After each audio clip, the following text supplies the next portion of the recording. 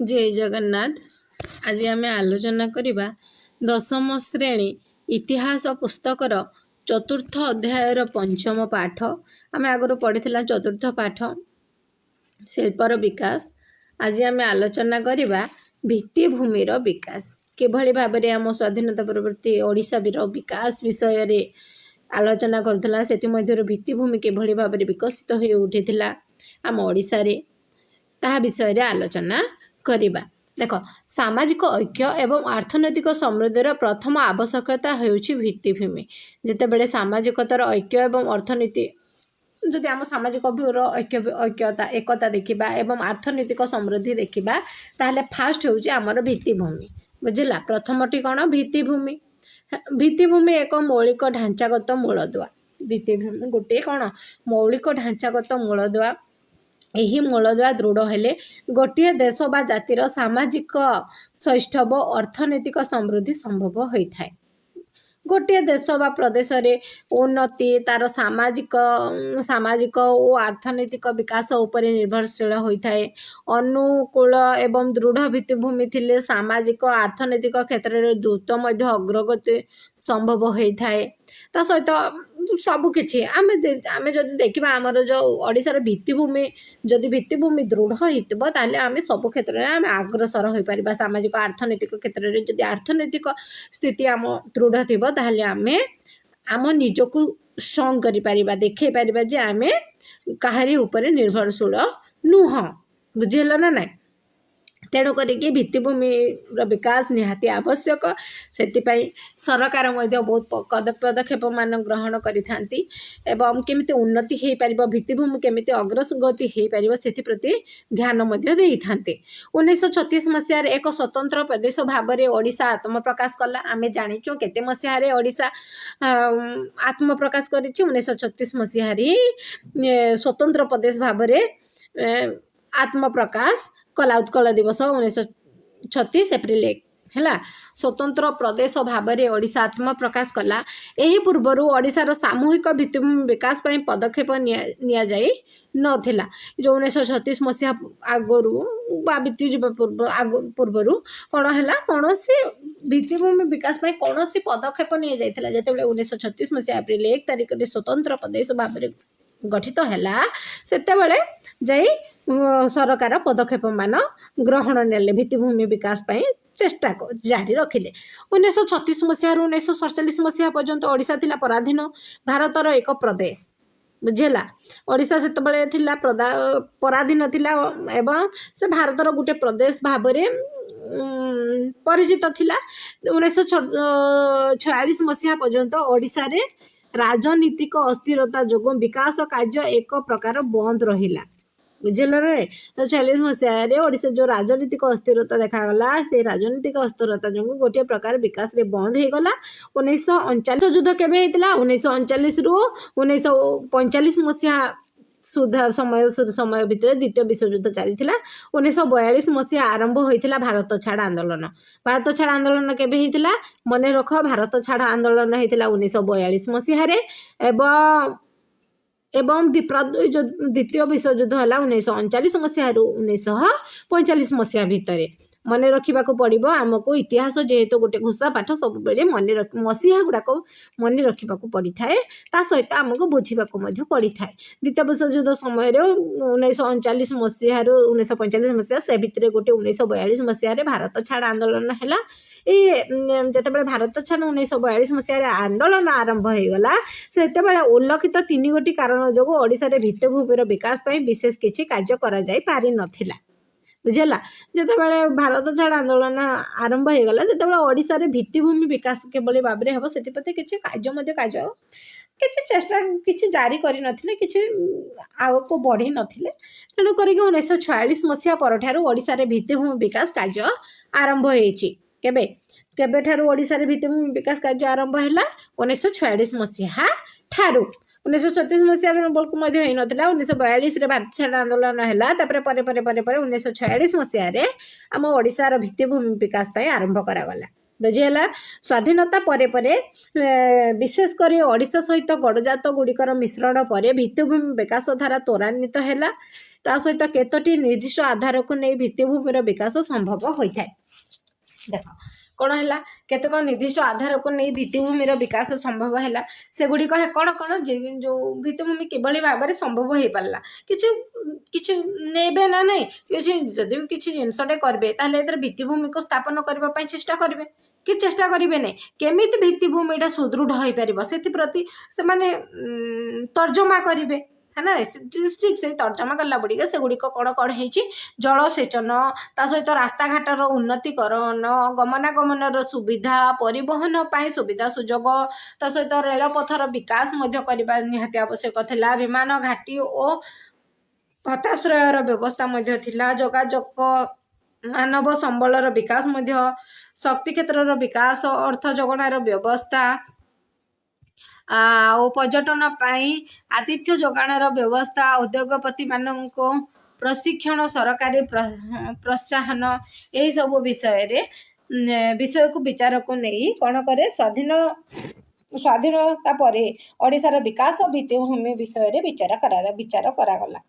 ତା ସହିତ ଏହିସବୁ ବ୍ୟବସ୍ଥା ବିକଶିତ ହେଲେ କ'ଣ ହେଲା, ରାଜ୍ୟରେ ରାଜ୍ୟରେ ଯେତେବେଳେ ବିକଶିତ ହେଲା ଜଳସେଚନ ବ୍ୟବସ୍ଥା, ତାପରେ ଗମନାଗମନର ବ୍ୟବସ୍ଥା, ତାପରେ ରେଳ ଚଳାଚଳର ବ୍ୟବସ୍ଥା, କେମିତି ଭିତ୍ତିଭୂମି ସ୍ଥାପନ ହେଇପାରିବ, ସୁଦୃଢ଼ ହେଇପାରିବ, ସେଥିପ୍ରତି ଯେତେବେଳେ ଚେଷ୍ଟା କଲେ, ଯେତେବେଳେ ଏସବୁ ବ୍ୟବସ୍ଥା ବିକଶିତ ହେଲା ରାଜ୍ୟରେ, ତାହେଲେ କୃଷି କ୍ଷେତ୍ରରେ, ଶିଳ୍ପ କ୍ଷେତ୍ରରେ, ପର୍ଯ୍ୟଟନ କ୍ଷେତ୍ରରେ ସାମାଜିକ ସଂହତି ସମ୍ଭବ ହେବ ନା ନାହିଁ।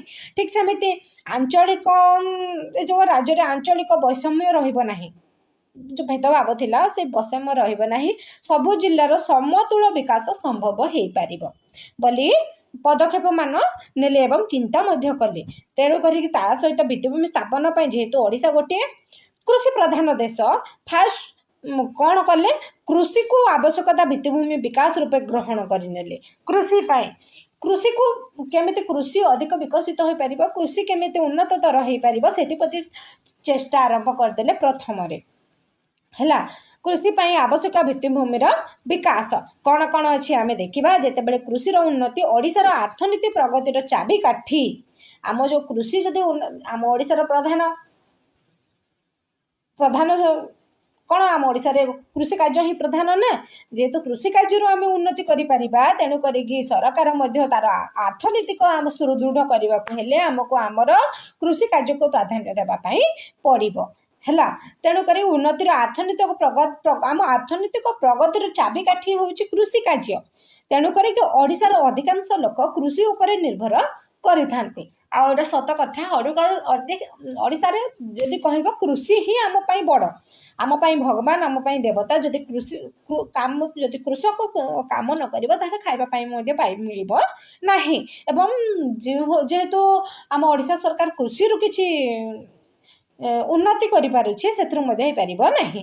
ଓଡ଼ିଶାର ସମର୍ଥ ଲୋକଙ୍କ ମଧ୍ୟରୁ 65% ଲୋକ କୃଷି କ୍ଷେତ୍ରରେ କାମ କରନ୍ତି। କେତେ ଭାଗ ଲୋକ, 65% ଲୋକ କୃଷି କ୍ଷେତ୍ରରେ କାମ କରନ୍ତି। ହଁ ନା, ଯିଏ ବି ହଉ କୃଷି, ସମସ୍ତଙ୍କ ପାଖରେ ବିଲ ବାଡ଼ି ଥିବ, ସେମାନେ କୃଷି କାର୍ଯ୍ୟ କରୁଥିବେ। ସେଥିମଧ୍ୟରୁ 65% ଲୋକ କୃଷି କ୍ଷେତ୍ରରେ କାମ କରିଥାନ୍ତି।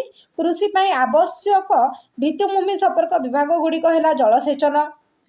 ଆବଶ୍ୟକ କ'ଣ, ଯେତେବେଳେ କୃଷି ଜଣେ ମଣିଷ କରିବ, ଜଣେ ବ୍ୟକ୍ତି ଯଦି କୃଷି କାର୍ଯ୍ୟ କରିବ, ତା ପାଇଁ କିଛି ଆବଶ୍ୟକୀୟ ଜିନିଷ ମଧ୍ୟ ଦରକାର।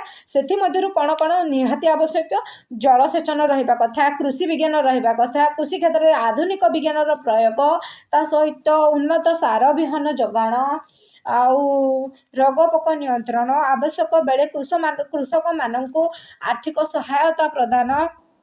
ହେଲା, ପ୍ରାକୃତିକ ବୃଷ୍ଟିପାତର କୌଣସି ସ୍ଥିରତା ରହୁନଥିବାରୁ ଓଡ଼ିଶାର ଚାଷୀ ବୃଷ୍ଟିଜଳ ଉପରେ ଭରସା କରିପାରେ ନାହିଁ, ତେଣୁ ତା ପାଇଁ ଜମିରେ ସ୍ଥାୟୀ ଜଳସେଚନ ଆବଶ୍ୟକତା ଥାଏ। ସ୍ୱାଧୀନୋତ୍ତର ଓଡ଼ିଶାରେ ଏଥିପାଇଁ ପର୍ଯ୍ୟାପ୍ତ ବ୍ୟବସ୍ଥା ଗ୍ରହଣ କରାଯାଇଛି ଏବଂ ଓଡ଼ିଶାରେ ପ୍ରବାହିତ ନଦୀଗୁଡ଼ିକରେ ବନ୍ଧ ବା ଆନିକଟ ନିର୍ମାଣ କରାଯାଇ କେନାଲ ଯୋଗେ ଜଳସେଚନ ବ୍ୟବସ୍ଥା ହୋଇଛି। ତା ସହିତ ମହାନଦୀ ତ୍ରିକୋଣଭୂମି ଅଞ୍ଚଳରେ ତାଳତଣ୍ଡା, ତା ସହିତ ମାଛଗାଁ, କେନ୍ଦ୍ରାପଡ଼ା, ପଟ୍ଟାମୁଣ୍ଡାଇ କେନାଲ ଦ୍ୱାରା ହଜାର ହଜାର ହେକ୍ଟର ଜମି ଜଳସେଚିତ ହୋଇଛି। ଅବିଭକ୍ତ ପୁରୀ ଜିଲ୍ଲା 8ଟି କେନାଲ ଦ୍ୱାରା ଜଳସେଚିତ ହୋଇଛି। ପୁରୀ ଜିଲ୍ଲାରେ 8ଟି କେନାଲ ଦ୍ୱାରା ଜଳସେଚିତ ହୋଇଛି। ସେଗୁଡ଼ିକ କ'ଣ କ'ଣ? ପୁରୀରେ ଥିବା କେନାଲ ହେଉଛି ଏକ ଆଞ୍ଚଳିକ ମୁଖ୍ୟ କେନାଲ। ପୁରୀରେ ଯେଉଁ କେନାଲଟା ଅଛି ତାକୁ କ'ଣ ଗୋଟିଏ ଆଞ୍ଚଳିକ ମୁଖ୍ୟ କେନାଲ ଭାବରେ କରାଯାଇଛି। ଏବଂ ହୀରାକୁଦ ଆମ ଓଡ଼ିଶାର ବଡ଼ ନଦୀବନ୍ଧ ଯୋଜନା ନାହିଁ ତ ହୀରାକୁଦ ନଦୀବନ୍ଧ ଯୋଜନା ଦ୍ୱାରା କେନ୍ ଗଲା ବରଗଡ଼ ଜିଲ୍ଲା ଗଲା, ସମ୍ବଲପୁର ଜିଲ୍ଲାର ଅନେକ ଅଞ୍ଚଳ ଜଳସେଚିତ ହୋଇପାରୁଛି। ତା ସହିତ ରେଙ୍ଗାଲି ପ୍ରକଳ୍ପ,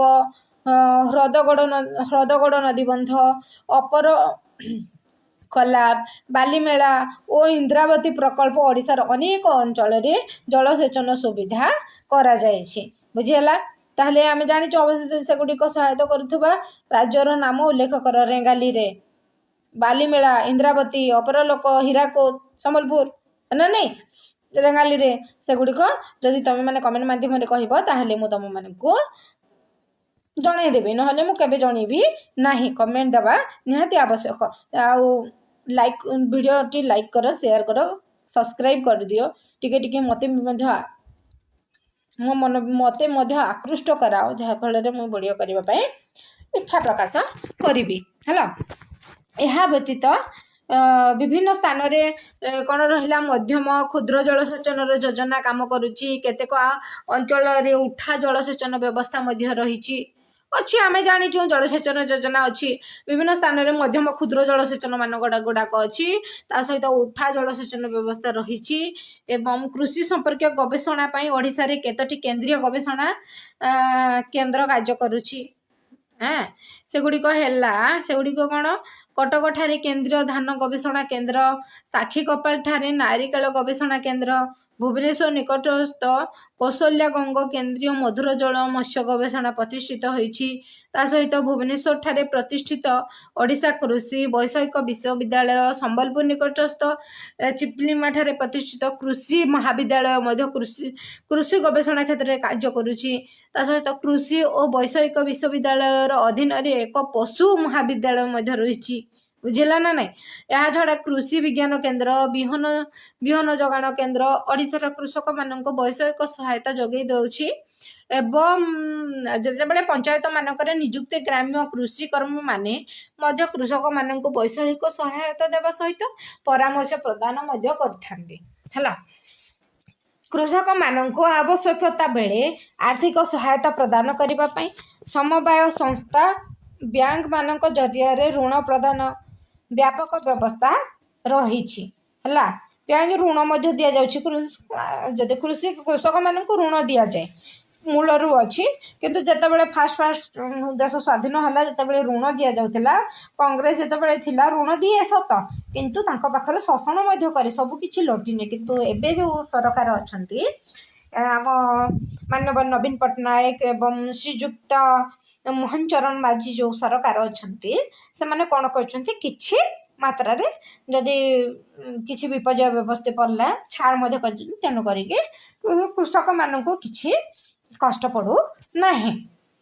ହେଲା, ଶିଳ୍ପ ପାଇଁ ଭିତ୍ତିଭୂମିର ବିକାଶ। କେମିତି ଶିଳ୍ପ ପାଇଁ ଓଡ଼ିଶାରେ ଭିତ୍ତିଭୂମି ବିକାଶିତ ହେଲା ସେ ବିଷୟରେ ଆମେ ଆଲୋଚନା କରିବା। ଦେଖ, ରାଜ୍ୟର ଶିଳ୍ପୋଦ୍ୟୋଗୀମାନଙ୍କୁ ଆକର୍ଷିତ କରିବାକୁ ହେଲେ ସେମାନଙ୍କୁ ପରିବହନର ସୁବିଧା, ଆବଶ୍ୟକୀୟ ଜମି, ଜଳ, ଉନ୍ନତ ଯୋଗାଣ, ଗମନାଗମନ ବ୍ୟବସ୍ଥା, ପ୍ରଶିକ୍ଷିତ ମାନବ ଶକ୍ତି, ତା ସହିତ ବିଜୁଳି ଶକ୍ତି ଯୋଗାଇ ଦେବା ଦରକାର। ଏହା ଛଡ଼ା ଉଦ୍ୟୋଗପତିମାନଙ୍କୁ ପ୍ରଶିକ୍ଷଣ ଦେବା ଆବଶ୍ୟକତା ରହିଛି। ଓଡ଼ିଶାରେ ଶିଳ୍ପ ଉପଯୋଗୀ ଅନେକ ଜମି ମଧ୍ୟ ରହିଛି ଓ ଏହା ଗୋଟିଏ ଆମ ଓଡ଼ିଶା ଗୋଟେ ଉପକୂଳବର୍ତ୍ତୀ ପ୍ରଦେଶ ଥିବାରୁ କ'ଣ ରହିଛି? ଏହାର ଦୀର୍ଘ ସମୁଦ୍ର ତଟମାନେ ରହିଛି। ବହୁତ ସାରା ବଡ଼ ବଡ଼ ସମୁଦ୍ର ତଟମାନେ ରହିଛି, ଯାହାଫଳରେ ଶିଳ୍ପ ପାଇଁ ଭିତ୍ତିଭୂମି ବିକାଶ ପାଇଁ ଉପଯୋଗ ହୋଇପାରୁଛି। ତା ସହିତ କେତେକ ସଂସ୍ଥାରେ ଶିଳ୍ପ ପ୍ରକଳ୍ପ ପାଇଁ ଆବଶ୍ୟକ ଜମି ଅଧିକରଣ ସମୟରେ ବିସ୍ଥାପିତମାନଙ୍କୁ ସମସ୍ୟା ଦେଖାଯାଉଛି। ଶିଳ୍ପ ପାଇଁ ଆବଶ୍ୟକ ଜଳ ଓଡ଼ିଶାରେ ପ୍ରବାହିତ ନଦୀମାନଙ୍କ ଠାରୁ ମିଳୁଛି। ଏଇଟା ସତ କଥା। ଶିଳ୍ପ ପାଇଁ ଯଦି ଓଡ଼ିଶାରେ ବହୁତ ପ୍ରବାହିତ ନଦୀ ଅଛି, ଯାହା ସେଇଠାରୁ ମିଳିଯାଉଛି।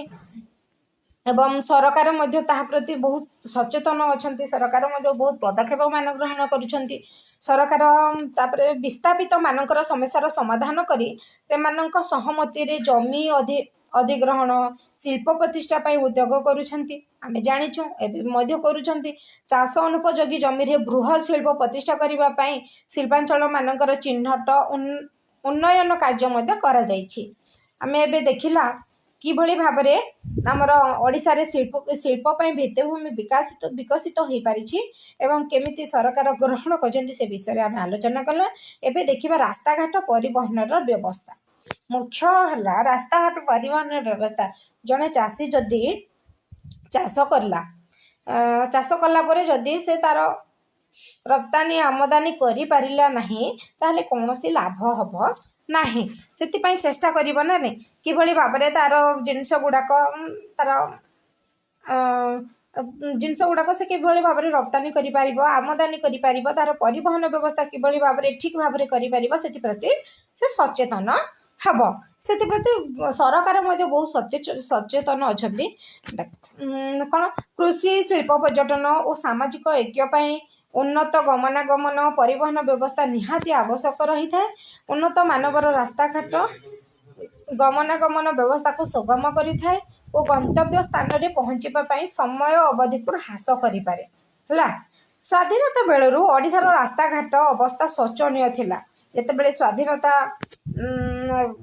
ବେଳକୁ ଯେତେବେଳେ ସ୍ୱାଧୀନତା ପ୍ରଥମେ ଆମ ଦେଶ ସ୍ୱାଧୀନ ହେଲା ସେତେବେଳେ ରାସ୍ତାଘାଟ ବହୁତ ଶୋଚନୀୟ ଅବସ୍ଥାରେ ଥିଲା ଯାହାକି ସରକାର ତାକୁ ଧୀରେ ଧୀରେ କ'ଣ କରିଛନ୍ତି ଟିକେ ପକ୍କା କରିଦେଉଛନ୍ତି ଟିକେ ଭଲ ଭାବରେ ମରାମତି କରିଦେଉଛନ୍ତି ଭଲ ଭାବରେ ରାସ୍ତା ତିଆରି କରୁଛନ୍ତି।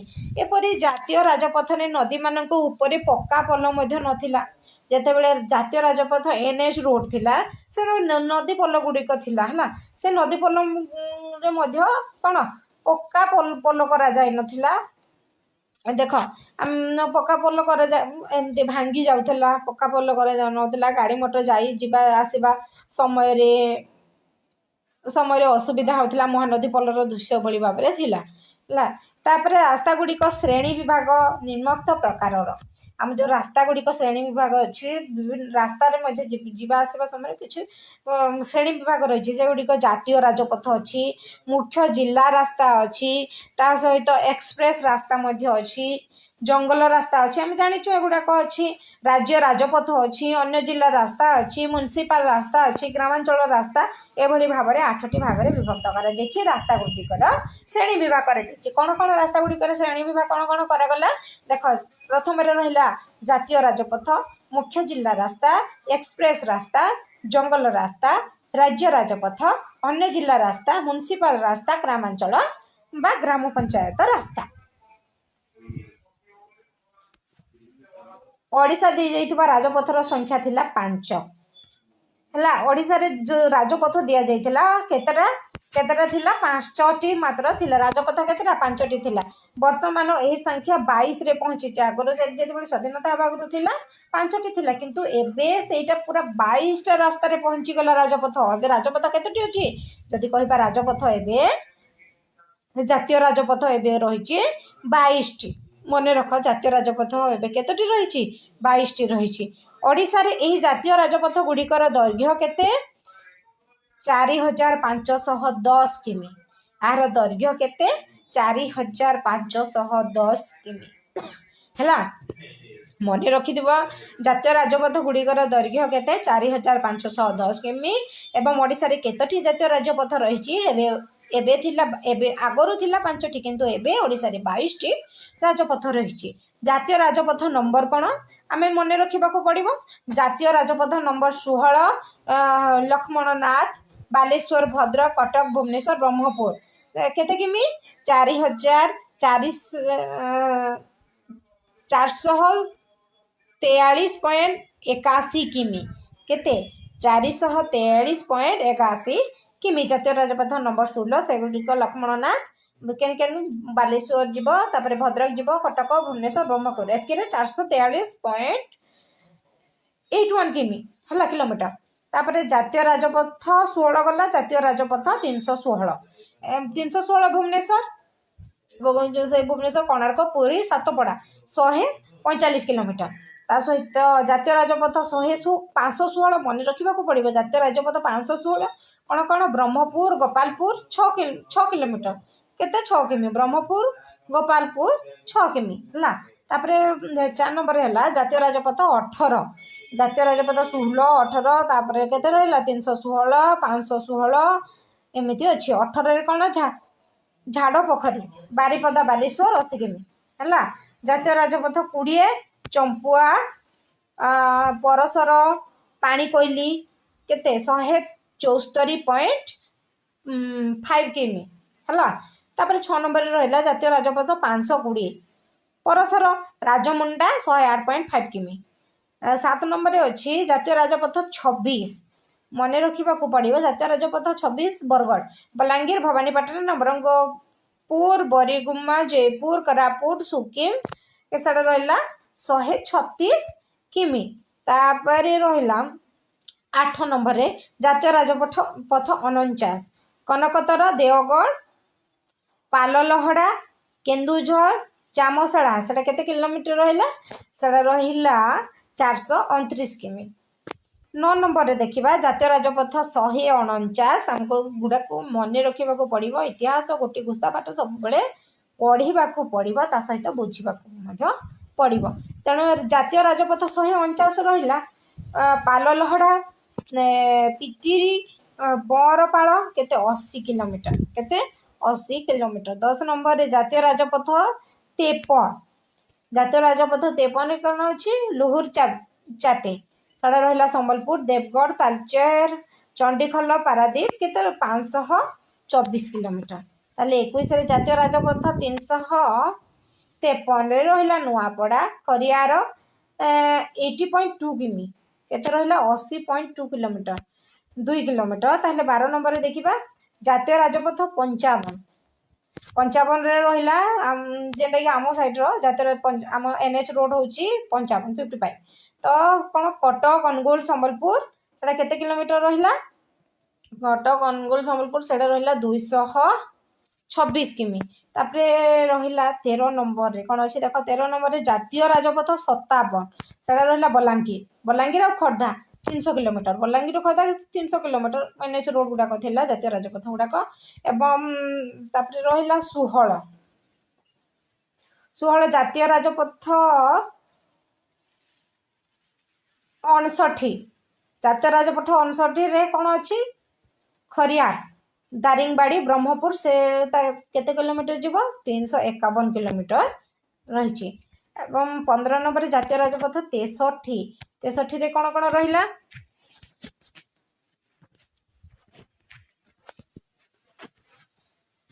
जातीय राजपथ 63 रे कौन रहा कोटपाल एवं बरीगुम्मा कोटपाल बरीगुम्मा केते 41.5 किमी 16 नंबर रहा जातीय राजपथ 143 रे वीरमित्रपुर राजमुंडा बरकोट 126 किमी एवं जातीय राजपथ 220 रे कौन तिरिंगी रायरंगपुर जसीपुर ढेंकीकोट 125.5 किमी ता सहित 18 रे रहा जातीय राजपथ 153 ख विभाग है 153 ख विभाग रे कौन सरपाल नाटीदौल रेढ़ाखोल बौद्ध सरपाल नाटीदौल रेढ़ाखोल बौद्ध कौन 118.4 किमी एवं जातीय राजपथ 157 रे कौन पुराणा कटक फुलबारी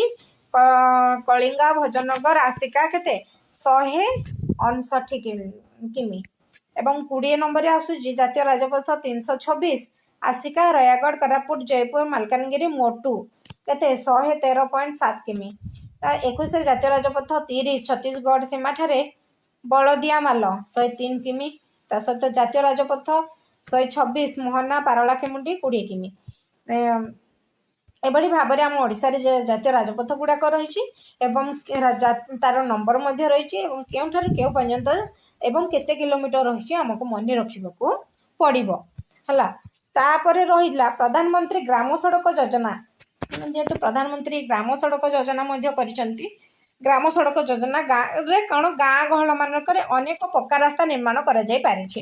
ଗାଁ ଗହଳି ମାନକେ ପକ୍କା ରାସ୍ତା ମଧ୍ୟ ନିର୍ମାଣ କରୁଛନ୍ତି। ଗାଁ ଯେମିତି ସିମେଣ୍ଟ ବାଡ଼ି ଗୋଟେ ଇଟା ଦେଇକି ଭଲ ଭାବରେ ଗାଁ ଗହଳିରେ ରାସ୍ତା ତିଆରି କରୁଛନ୍ତି, ଯେମିତି ଲୋକମାନଙ୍କୁ ଯିବା ଆସିବା ପାଇଁ ସୁବିଧା ହେଇପାରିବ।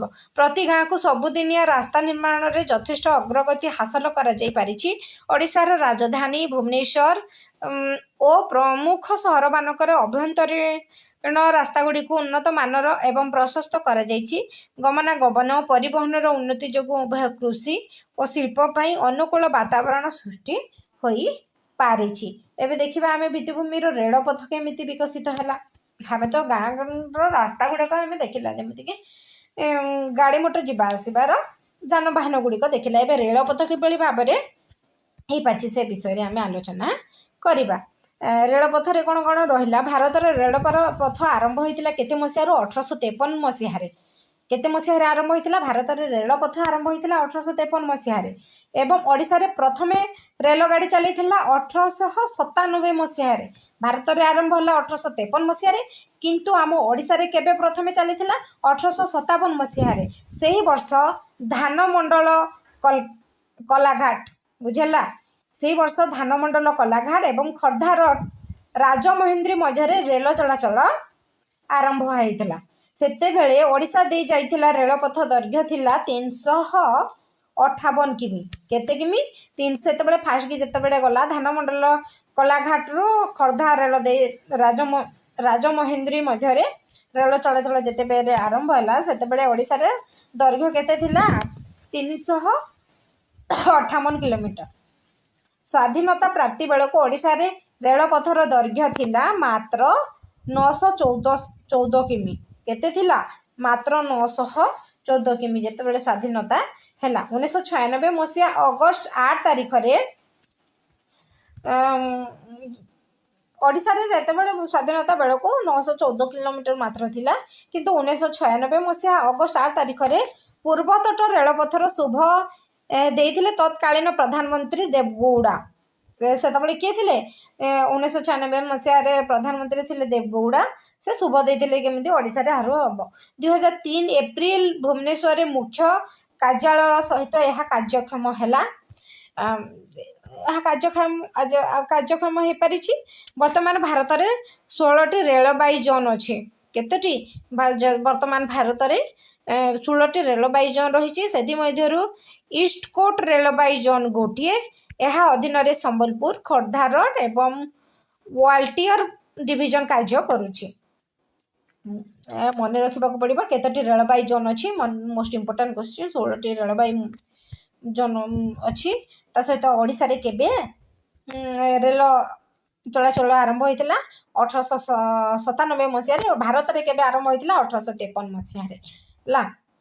ଏବଂ ଓଡ଼ିଶାରେ କେତେ କିଲୋମିଟର ସେତେବେଳେ ଯାଇଥିଲା? 358 କିଲୋମିଟର ଯାଇଥିଲା। ଏଠିକି ଆମକୁ ମନେ ରଖିବା ପାଇଁ ପଡ଼ିବ, ଯେହେତୁ ଆମେ 10ମ ଶ୍ରେଣୀ ପରୀକ୍ଷା ଦେବା। ଇତିମଧ୍ୟରେ ଦୈତାରୀ ବାସପାଣି ରେଳ ରାସ୍ତା ପ୍ରକଳ୍ପଟି କାର୍ଯ୍ୟ ସରିଛି। ଲାଞ୍ଜଗଡ଼ ରେଳପଥ ନିର୍ମାଣ କାର୍ଯ୍ୟ ଭବାନୀପାଟଣା ପର୍ଯ୍ୟନ୍ତ ମଧ୍ୟ ଶେଷ ହୋଇଯାଇଛି। ଓଡ଼ିଶାରେ ନିର୍ମାଣାଧୀନ ଅନ୍ୟ ପ୍ରମୁଖ ରେଳପଥ ପ୍ରକଳ୍ପ ଗୁଡ଼ିକ ହେଲା ହରିଦାସପୁର ପାରାଦୀପ ରେଳପଥ, ତା ସହିତ ଖୋର୍ଦ୍ଧା ରୋଡ୍ ବଲାଙ୍ଗୀର ରେଳପଥ, ଅନୁଗୁଳ ଡୁବୁରି ରେଳପଥ, ତାଳଚେ ବିମାଳାଗଡ଼ ରେଳପଥ। ଏସବୁ ପ୍ରକଳ୍ପ କାର୍ଯ୍ୟ ସମାପ୍ତ ହେଲେ ଓଡ଼ିଶାର ଗମନାଗମନ ପରିବହନ ବ୍ୟବସ୍ଥା ଉନ୍ନତ ହେଇପାରିବ। ଶିଳ୍ପ ପ୍ରତିଷ୍ଠା ପାଇଁ ଶିଳ୍ପୋଦ୍ୟୋଗୀମାନେ ଆଗ୍ରହ ହେଇପାରିବେ, ଯାହାଫଳରେ ତାଙ୍କର ଜିନିଷ ଗୁଡ଼ାକ ଯେଉଁ ଚାଷ କରିଥିବେ, ଯେଉଁ ଜିନିଷ ଗୁଡ଼ାକ ଆମଦାନୀ କରିବେ, ତା ଆମଦାନୀ କରିବେ, ରପ୍ତାନି କରିପାରିବେ, ଭଲ ଭାବରେ ତାଙ୍କୁ ସୁବିଧା ମିଳିପାରିବ ହେଲା। ବିମାନ ବନ୍ଦର ବା ପୋତାଶ୍ରୟ। ଏବେ ଆମେ ପଢ଼ିବା ବିମାନ ବନ୍ଦର ବା ପୋତାଶ୍ରୟ କିଭଳି ଭାବରେ ରହିଛି ହେଲା।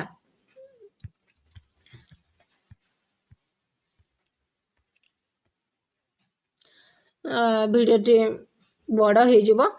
ବିମାନ ବନ୍ଦର ଓ ପୋତାଶ୍ରୟଠୁ ଆମେ ନେକ୍ସଟ କ୍ଲାସ୍ରେ ଆଲୋଚନା କରିବା। ଭିଡ଼ିଓଟି ଭଲ ଲାଗିଥିଲେ ଲାଇକ୍ କର, ସେୟାର କର, କମେଣ୍ଟ କର, ସବସ୍କ୍ରାଇବ୍ କରିଦିଅ। ଜୟ ଜଗନ୍ନାଥ।